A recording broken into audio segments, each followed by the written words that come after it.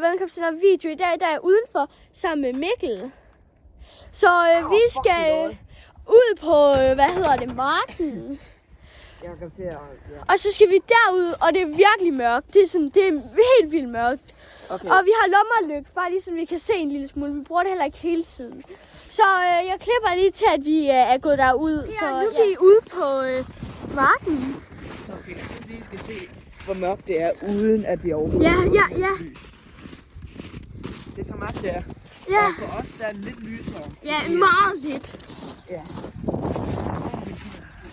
Og bare vil sige, det er sygt nøjeren. Mega. Jeg filmer bare lige sådan, for at se. Skal bare lige se. Bare vil sige. Så slemt faktisk. Ja, men... Bare og gå sne. Jeg kan godt lægge på, kan du? Du bare lige søge sådan noget. Men det er begyndt at være lidt nøjere nu. Ja, det er det. Lad os bare lade være med at gå hele vejen over på træerne. Skal vi gå sådan, prøv at kigge ned på jorden i stedet for. Okay, ja, så filmer jeg bare lige. Kan du prøve at lyse lige her, så jeg kan lige se lige. Men jeg skal også, om de kan også se noget. Det er jo ikke sådan, jeg bare kan tage lyset. Jeg ved ikke, om jeg tør gå derhen. Nå, okay. Det tør du? Men vi skal heller ikke, altså det her det er jo halvvejs, så skal vi ikke bare sige, at det er fint. Nej, Mikkel, skal vi? Vi kan gå hernede af. Jeg fryser. Prøv at lyse rundt. Ja, der er slet ikke noget. Ja. Rundt. Men stadig. Altså, det er syv. Altså, jeg kunne godt finde på at gå derhen. Det kan jeg også. Okay, så klart. Altså, det er sygt koldt. I sidder nok derhjemme, I gør. I jeres hus. Det er bare sygt koldt herude. Og hvis du ser eller hører det, så er der bare en ø op, og så helt til mig, og så brænder vi lige, og så går vi.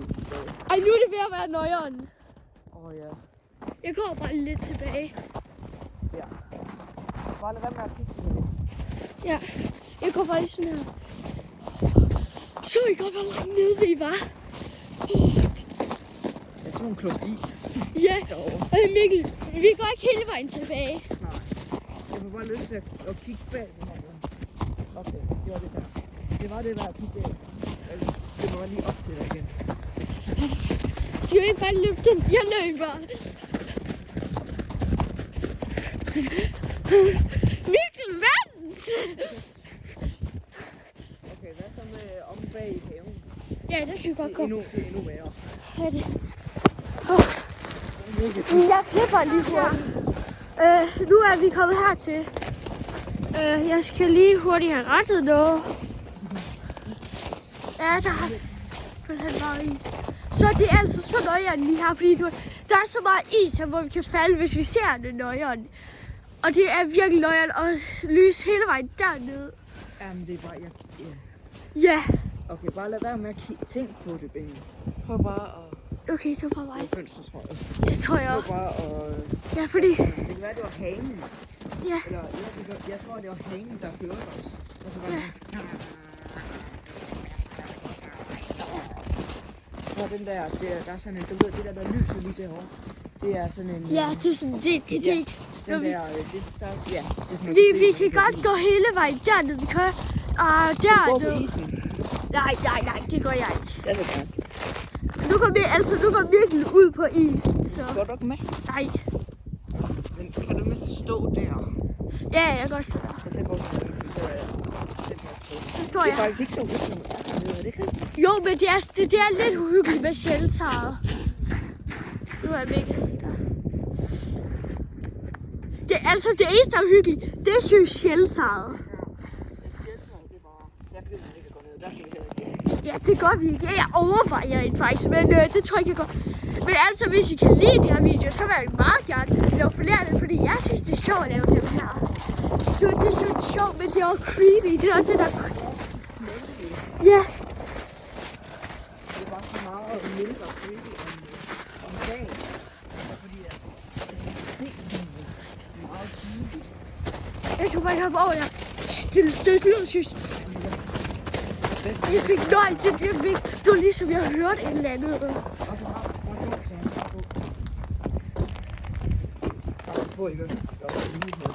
Ja. Så det var slutningen. Nej, det er ikke slutning. Er det ikke? Hvad er slutningen så? Jeg suger bare lige op. Vi går derud. Vi går derud igen. Det er fordi, vi skal bare lige gå herind. Jeg klipper lige hurtigt til. Vi går ud på marken igen. Jo, vi går derhen. Vi kan godt tage en eltog bare tæt på. Men det er så sjovt at lave de her videoer. Når vi er derhenne, så tror jeg ikke, det er så hyggeligt. Ja. Vi skal bare begynde at tale, så bliver det mindre. Ja. Jeg vil bare lige sige, at det er så hyggeligt at lave de her videoer. Det er uhyggeligt, men det er også sjovt, fordi du er med der ude. Og det er, jeg elsker at være sådan udenfor. Så er det bare. Ja, vi kan virkelig lidt tættere på. Her, vi kan se der. Vi kan se her. Her, kig. Ja, og det er okay, jeg skal lige... Jeg skal lige se. Nå, er det fordi, vi gik fra?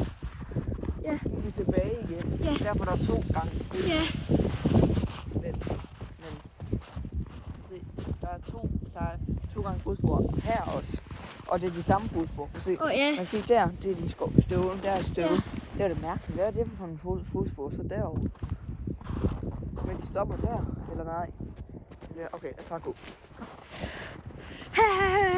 Hvad for nogle fodspor?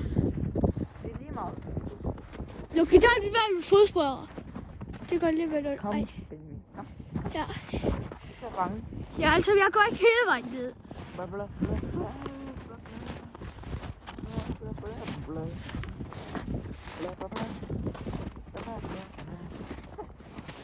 Det er for sent på, hvis vi kommer op til 1000 subscribers en dag. Ja. Det vil være sindssygt. Ja, hvis vi kommer op til subscribers, så ved jeg ikke, om jeg er fisk. En isklump. Yay. En isklump. Er du filmstand? Okay, det er rigtigt. Ja, nej, Mikkel, vi kommer vist hele vejen herned. Ja, vi skal hele vejen derover. Det er ikke engang lige så løg. Hvis du ser noget, så er det garanteret dig. Nej, så er det din hjerne, Jeg stopper bare lige. der freaker dig out. Ja. Jeg stopper, hvis du stopper, for jeg gider ikke at være her alene. Så der er no way, jeg er her alene. Skal vi prøve at gå lidt herover af? Ja. Ja, fordi vi kan gå over til enden, og ude derovre. Ja. Bare sig. Ja.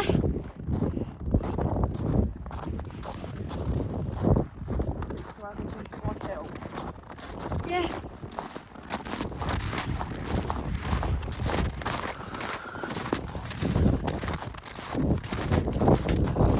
Jeg kigger ikke derover. Jeg glemte helt, at... Er det ikke rigtigt, det er mere trygt her? Ja. Det er meget tættere på live.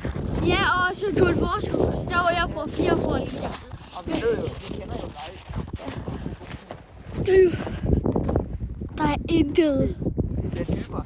Ja, det er en forstyrret med sne. Men prøv at tænke, hvordan... Det er virkelig flot. Ja. Du kan se den kæmpe mark der, så er der sø lige der. Ja. Jeg tror også, Vi kan begynde. der er dybt sne her. Ja. Jeg synes, det er sygt sjovt lige nu. Men vent, jeg tør ikke gå ind til træerne. Vi kan nok klippe, til vi går derhen, lidt mere derhen. Fordi det tror jeg, det er lidt sjovere for jer. Ja. Og ja, det gør jeg. Så klipper jeg, til vi kommer hen til træerne. Vi er gået ret tæt derhen. Fordi vi synes, det er så hyggeligt. Og gå derhen. Ja, kom Mikkel. Jeg skal også tæt på. Vi kan sagtens. Ja, og jeg mener, det her, det gør jeg. Det er ikke engang, det er ikke engang så hyggeligt at gå ind faktisk tæt på. Når man tænker over det, Ja. så er det ikke. Ja. Og jeg fik lidt chok af vores skygge. Ja, det kan man godt få. Se der er faktisk... Det er... Du ser sneen, den er helt vildt dyb. Og ja. Så kan se, at vi kan kaste den. Det er godt. Se. Ramme træet. Shit, der er dybt. Shit, der er så dybt. Nu har jeg fået sne i. Ja. Altså bare du sige, at det her det er dybt.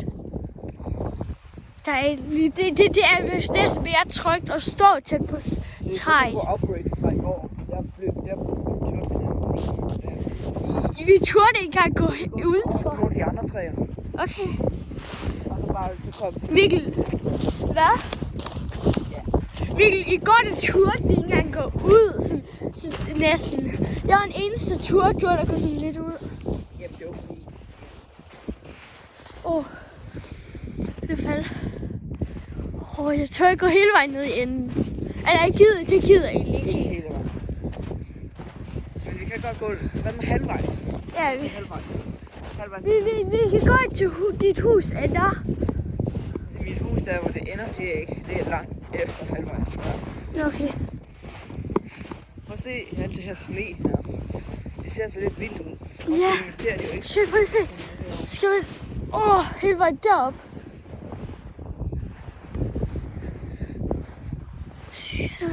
Vi er ret langt væk. Der er gået her.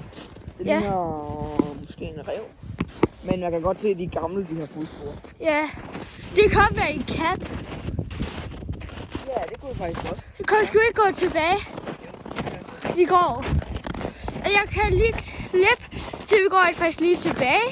Nu er vi i gang med at gå hele vejen ned til enden af Mikkels grund. Så det er nok til et lille stykke tid, hvor vi kan lige vise jer rundt. Vi har været hele vejen dernede ved træerne. Jeg ved ikke, om I kan se træerne. Ja. Det Det tror jeg godt, de kan. Men det ligner i hvert fald på det her kamera. Så hele vejen dernede. Vi kan egentlig også gå hele vejen. Ej, det tror jeg ikke. Ikke dernede, det tror jeg ikke. det havde jeg nok heller ikke. Men kan jeg se ned på kamera? Jamen, det var creepy.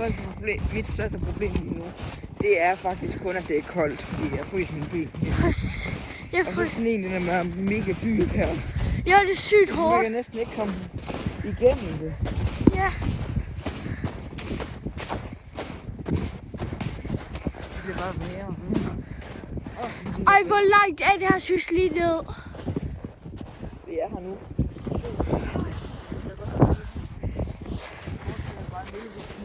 Ja, så. Og vi skulle vist være her nu. Ja, vi er her nu. Prøv at se. Dyr her. Der er i hvert fald godt dyr hernede, kan jeg se. Jeg kan se, der er godt dyr lige der. Det kan I vist også Ja. se. Men dyr, det er jo ikke farlige. Ja. Sådan. Ja, fordi... Jeg tror faktisk, det var rev. Jeg tror jeg også. Eller hvad? Det er i hvert fald ikke Det kan ligne en hundeprot. enten en hundepot eller en pot fra en rev. Det kan i hvert fald være en voksen rev. Ja, Jeg ved, der er det her. ja. Det er synes så nøjeren, de gør lige nu. Så der. Sådan ser det ud lige nu. Og hen og der. Det går virkelig langt. Ja, Jeg synes, at den rev muligvis har lavet. ja. Og ja, nu begynder vi at gå tilbage. Jeg går forfra. Ja, Det er lidt risky. Hvor lige lytter på mig. ja, jeg tror... Ej, det gør jeg ikke. Jeg går herover. Jeg klipper lige til vi kommet indenfor. Okay, ja. Vi er lige kommet tilbage indenfor. Vi har lige været udenfor. Og det var virkelig koldt, så vi sad med tæt på. Det var så koldt. Ja, Mikkel, hvordan synes du, det var? Synes du, det var uhyggeligt, eller var det ikke? Ikke så meget, men der var lige en gang imellem, der var det lidt uhyggeligt. Ja. Jeg vil tro... Hvor vi gik ned til træerne, ikke? Det tror jeg. Ja. Det var så nøj. Ja, og jeg synes faktisk vejen tilbage. Ja, det var mere. Ja, det synes jeg faktisk, fordi der var det sådan, der kiggede man så, der skulle man ikke, der prøvede. Ja, der kiggede vi ikke tilbage, eller Ja. vi prøvede ikke. Men vi kiggede en gang tilbage, tror jeg da. Ja. Hvor vi gik også ned til, hvor du gik ned på, om bag din baghave. Det var uhyggeligt. Jeg synes, ja, det var en af de uhyggeligste dele, men jeg synes ikke, det var så uhyggeligt. Ja, det synes jeg heller ikke. Turen selv, synes jeg ikke var særlig uhyggeligt. Ja, det var ikke så uhyggeligt, men for mig så var det lidt uhyggeligt.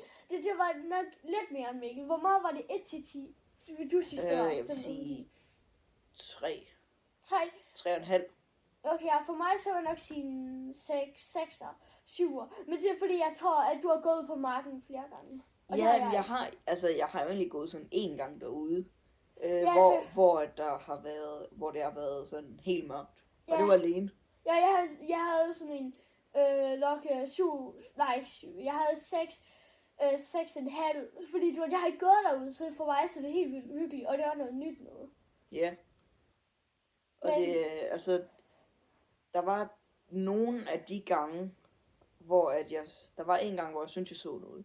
Hvornår var det? Det var ligesom, du ved, hvis der var en rev der ved Ja, enden, det var. og så du ved, ligesom hunde og katte, hvis man lyser dem, hvis man lyser på dem, og så du ved, og de kigger på en, imens man lyser på dem, så bliver deres øjne sådan, så kan man se deres øjne lyse op fra sådan fra lang afstand. Ja. Og så det var det, jeg synes, jeg så Hvorhen? i træerne. Sådan midt på-agtigt. Men gik vi der ned? Jamen det var faktisk sådan rimelig lang tid før Nå, okay. vi gik derned. Nå, okay. Hvad hedder det? Det var sådan, det var en rød farve. Men det var der meget hurtigt. Det var der ikke sådan. Det var som om der lige var du ved, en rev, der lige kiggede op, og så lige gik væk fra at gemme sig. Eller en mus måske, det kunne det også være. Tror jeg. Eller en rot. Ja. Fordi de, jeg tror hvis de har sådan en rød øjenfarve. Ja, det har de også råt. Hvis de er hvide, så har de. Tror jeg. Jeg tror, hvis det er noget råt. Ja. Men hvor vi gik hele vejen derned i går. Jeg havde lige taget tid en gang, ligesom I kiggede på os. Det var nok i 20 sekunder. Ja. Men ellers så havde jeg ikke helt noget. Nej. Altså, jeg havde egentlig regnet med, at det ville være meget mere uhyggeligt. Ja. Jeg ved ikke hvorfor, men jeg synes bare ikke, det var uhyggeligt. Ja. Altså, Jeg synes, det var uhyggeligt. Men ikke sådan lige så meget, som jeg troede, det var faktisk uhyggeligt. ja, altså, jeg synes faktisk, det var halv hyggeligt. Synes jeg faktisk. Fordi så når man lige sådan tænker over, Leifs hus er jo tæt på, og de er jo, og Leif og dem er jo, og nogle andre er jo udenfor i deres have. Ja, jeg synes så er det ikke lige så uhyggeligt. Ja, fordi så du ved, hvis der Men kommer det er stadig noget, uhyggeligt. hvis der kommer noget, så kan bare rende op til dem jo. Det væk. kan man. Det var Ja, ikke det langt er væk, det var have været sådan lidt over 50 meter fra, tror jeg. Ja. Men i hvert fald sige, ikke? Hvis jeg har set et eller andet virkelig uhyggeligt, så havde jeg gået ind. Måske havde du bare gået ind, ikke herind, men du var der lige herude. Vi skal se det, ikke? Og jeg kan lige gå sådan der. Jeg er derude, så du var bare gået derud, og så er jeg bare blevet derude måske i lidt stykke tid, måske 3 minutter, og så er jeg måske gået ud igen. Fordi, Altså, hvis jeg havde set noget, som havde gjort mig så bange, hvis jeg havde set noget, som ikke var et dyr, fordi der er ikke nogen dyr, som sådan skræmmer mig, som lever i det her område. Det, der skræmmer mig allermest, det er ræve, men de angriber sjældent. ja. Det kunne også være, et rådyr. Ja. Fordi de er lidt store, og så kigger de sådan på en, på en lidt creepy måde. Ja. Og så med de der lysende øjne der, og der er tit harer og ræve og rådyr herude på markerne. Men hvis jeg havde set noget, altså for eksempel en mand, eller noget, som jeg ikke ville, så ville jeg have gjort mig så bange, så jeg ville have løbet, så sprintet over til Leif og råbt til dig, at der var den der mand der. Ja. Ja, det har jeg, men det er sådan, lad os sige, jeg lad os sige sådan, jeg skal lige huske, men dernede ved hytten, det turde jeg ikke. Det er nede ved hytten. Nå, ved hytten. Nå, ja, der ved shelter. Ja, shelter. Ja, det kan jeg godt forstå. Ja, selv om dagen, der kan det være lidt creepy dernede, synes jeg. Fordi, du ved, det er bare det, der er creepy. Det, som jeg ikke kan lide, der er creepy dernede, det er, hvis der for eksempel lige pludselig er et pindsvin. Enten inde i shelteret, du ved, et dyr inde i shelteret, eller under shelteret, som lige kommer og skræmmer os. Ja. Det er det, som gør mig allermest bange. Ja. Ja, eller du har hvis der er en, fordi det ved man sådan ikke. Der kunne sagtens være sådan en hjemløs eller andet. Ja. Måske. Ja. Kunne måske. Ja, så det er så hyggeligt. Det ser ikke lige så hyggeligt, som det er, men det er så hyggeligt. Men jeg vil sige, næste gang, jeg tror, jeg går ind faktisk det her igen. Det her, det tror jeg er noget, jeg kommer til at gøre flere. Ja, altså jeg synes det var sjovt. Ja. Vi kan sagtens gøre det igen. Og næste gang, så synes jeg, vi skal gå helt ned til den anden ende af marken. Skal vi? Ja, altså der, hvor det er længst væk fra hus. Okay. Du ved, i en af hjørnerne. Der, hvor der stadigvæk er træer. Og Ja. på den ene side, så er der ikke træer. På den anden side, der er der træer. Ja, du ved, når der er træer, ikke? Og det er så creepy, man ved aldrig, om der er en, der står der. Du ved, der, hvor der var helt vildt meget. Ja, med jeg kiggede også derover hele tiden, og synes, jeg så eller noget hele tiden. Men det, jeg var allermest bange for, det var, at du synes, du så noget, så du bare sprintede væk, fordi jeg gad ikke at være derude alene. Nå, men jeg havde heller ikke sprintet. Jeg tør, du bare løbet lige så stille. Ja, men altså, jeg synes, der hvor skal tage hen næste gang, det er der i hjørnet, hvor der er træer, ingen træer, og så er der mark på den anden side, hvor der er langt væk fra et andet hus. Okay, ja. Og det tætteste hus, det er vores hus. Okay, shit. Okay, det lyder faktisk ret creepy. Men jeg synes, det her når vi skal prøve hjemme ved mig. Ja. Jeg vil bare sige, afstanden derfra og til vores grund, det er 100 plus meter. Okay, så hvor meget tror du cirka det er? Det er 100 til 130 meter, vil jeg sige. Okay, det er faktisk meget. Ja. Lad os sige, når det sneer, for eksempel, så tør jeg mere. Fordi jeg er så langsom i sne. Ja. Og det er værst, hvis der kommer en. Hvis du har større ben end mig, ikke? Så kan du løbe sådan mere end mig. Så kan du tage større skridt, og så kommer du lidt hurtigere. Ja, men nu skal du også tænke på, en gang, der var jeg over i skolen, hvor man skulle løbe 60 meter. Ja. Og så skulle man løbe så hurtigt, som man overhovedet kan. Jeg fik en tid på, jeg tror, enten 11 eller 12 sekunder. Okay. Så det, at kunne løbe 100 meter, det vil være 16-17 sekunder, tror jeg. Det er ikke så lang tid. Det er sygt. Jeg ved ikke, hvordan det ser ud på kameraet. Jeg har ikke set det endnu. Jeg har kun set, jeg har ikke sådan helt set det hele endnu. Jeg har ikke engang tjekket det igen, og se om der er noget rent faktisk. Men hvis vi ser noget, så det er altså vanvittigt. Ja, altså jeg vil bare sige, chance for at du ser noget på kameraet, det er meget, meget lille, for jeg er sikker på, at de jo næsten ikke se noget som helst. Ja. De kunne garanteret ikke engang se træerne, indtil vi var der helt deroppe. Ja, men det er mere uhyggeligt, end det ser ud. Men næste gang, så ved jeg faktisk ikke, hvor vi skal gå det hen. Hvor synes du, vi skal gå det hen? Altså, vi har jo marken her, som er rimelig stor. Ja, der kan vi godt igen. Den ved jeg, den må vi godt gå på. Okay. Fordi der om sommeren, eller bare sådan, når der ikke er is, og, eller når der er blevet, i hvert fald, jeg ved, når der er blevet høstet der, så må jeg godt gå på marken, fordi det har jeg spurgt om. Ja. Så, du ved, nogle af de tidspunkter, der kunne man jo, altså, jeg bare tænker, det er, at kunne gøre det herhjemme, fordi der har vi en mark, vi ved, vi må gå på. Ja. Hjemme ved mig, uden der er ikke engang en mark, der er det faktisk stadig, uhyggeligt. Ja, det er det, fordi der er rigtig mange steder, man kan gemme sig. Det er der ikke rigtig ude på mark, der er kun træerne. Ja, hjemme ved mig, der er der trampolin, der er sådan 3 store træer, der kan du nemt gemme dig, uden du med en til en. Der er der om bag ved mit hus, det der, hvor der ligger mange ting. Ja. Se, der er 3 ting. Ja, det er et rigtig hyggeligt sted. Der, så vil jeg mere gå ud på marken nu her igen, end jeg vil gå der næsten. Fordi du ved aldrig, om der er en. Jeg vil nok helst gå derover ved dit hus. Det har du ret i, det er stadig uhyggeligt. Prøv at tænke på, Leifs hus er mega tæt på. Okay, ja. 10 meter fra. Ja, det var vist ret. Altså 10 meter fra døren. Men det er stadig sygt uhyggeligt at gå derhen. Ja. Hvad skal vi stå af? Jeg tør ikke gå hele vejen ned i bunden. Det tør jeg ikke. Hvor? Der er stadig så gå hele vejen ned i bunden. Det tør jeg ikke. Det tør jeg ikke. Hvis vi kommer jeg kunne sagtens gøre det alene. Kunne du? Ja. Det er lidt uhyggeligt. Det kan være, jeg skal prøve det næste gang. Så hvis det bliver magt over for dig, så beviser jeg det. Ja, skal vi ende det her?